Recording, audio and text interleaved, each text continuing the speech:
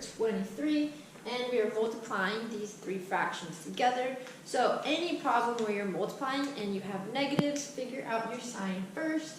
I have two negatives. That tells me that my final answer is going to be positive. So let's put that to the side.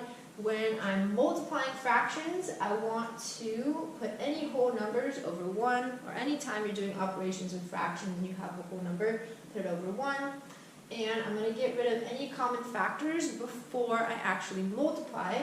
So what helps me is to write it as one big happy family first. So there's the top and there's the bottom. So in looking for common factors, my common factors are pairs on the top with the bottom. And I can see that 3 and 9 both share a factor of 3. So I can divide 3 by 3, and I get 1, and I can divide 9 by 3 and get 3. I can also see that 2 and 8 share a factor of 2. So when I'm saying sharing a factor of 2, top and bottom share the factors. I can't share factors just on the top or just on the bottom. It doesn't matter if they're across or up and down. As long as they're a pair, one on the top and one on the bottom, I can do that. 2 divided by 2 is 1, and 8 divided by 2 is 4. So taking out all common factors, that's actually putting it in simplest form first. And now I'm going to multiply. 5 times 1 times 1 is 5. 3 times 4 times 1 is 12. And it's going to be positive because in the beginning of our problem, we already determined it's going to be positive. So a positive 5 over 12 is our answer.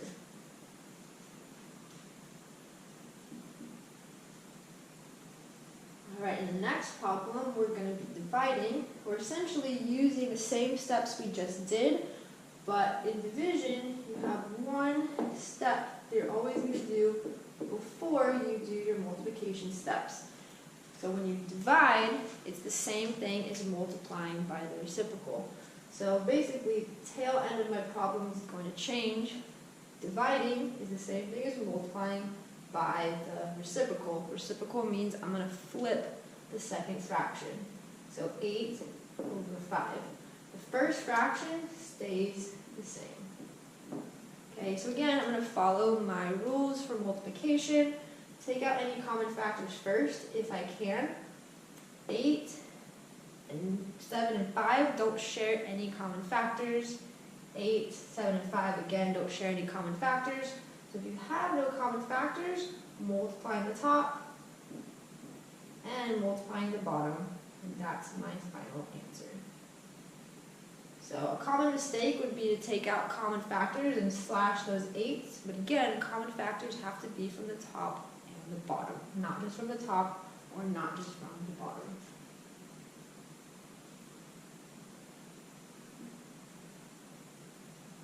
Alright, in this problem we are adding, so I have a negative 1/3, and I am subtracting a negative 5 over 4. So again, fractions, the bottom says the size of the piece, and I can't take away or add pieces that are different sizes. So if that's the case, if you have numbers that are different on the bottom, you have to have a common denominator. So the smallest number that 3 and 4 go into, their least common multiple is 12. Okay, and I'm going to use my golden rule of fractions to figure out what the tops are, to figure out what's equivalent. So 3 times 4 gives me 12. So on the top, I also have to multiply by 4.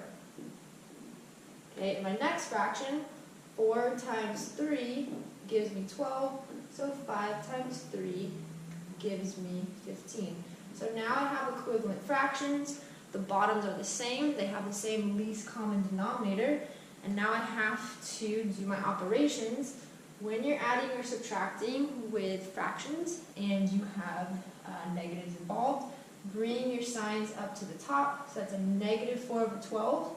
If I'm subtracting a negative, or you could look at that as kind of multiplying two negatives together, I'm actually adding. So again, I'm going to bring that operation to the top, because when I'm adding or subtracting fractions, the only thing I'm actually really adding or subtracting is the top. The bottom stays the same, because the size of the piece is just the same. Okay, so it's like if I have -4 of size 12 and I add it to 15 of size 12, how many of size 12 do I have? -4 plus 15, different signs subtract, so I get 11 because 15 is bigger, so a positive 11 over 12. Alright, we're almost done. We're on the last problem. So the last problem is a word problem with fractions. It says that a bookstore has 160 copies of a magazine. Yesterday, it sold 3/8 of it. So it sold 3/8 of them. So the magic word when it comes to fractions and operations is the word of. So if they sold 3/8 of them, okay, if I were to draw a picture of that, okay, so here's 160, okay, and if it sold 3/8 of them, I'm multiplying. So that's the magical operation that goes with of. So visually, if I take 160 and I divide it into 8 equal pieces, so again, I'm terrible at drawing, but I'm going to try my best to divide it into 8 equal pieces.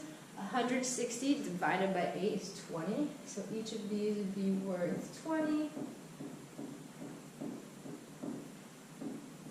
And then they sold 3 of those. So I'm going to shade in 3 of those 20ths.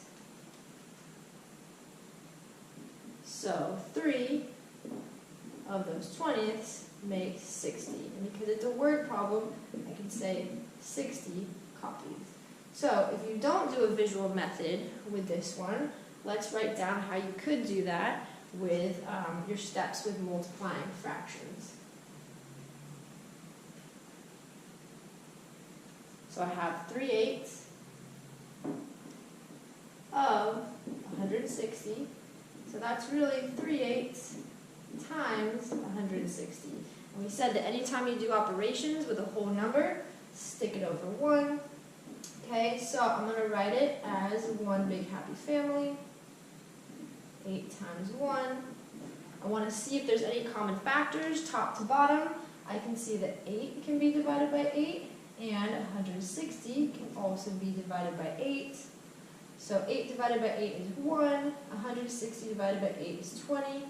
So multiplying the top, 3 times 20 is 60. On the bottom, 1 times 1 is 1. 60 over 1 is just 60. So again, 60 copies. So I hope that this was helpful for you, and I will see you next time.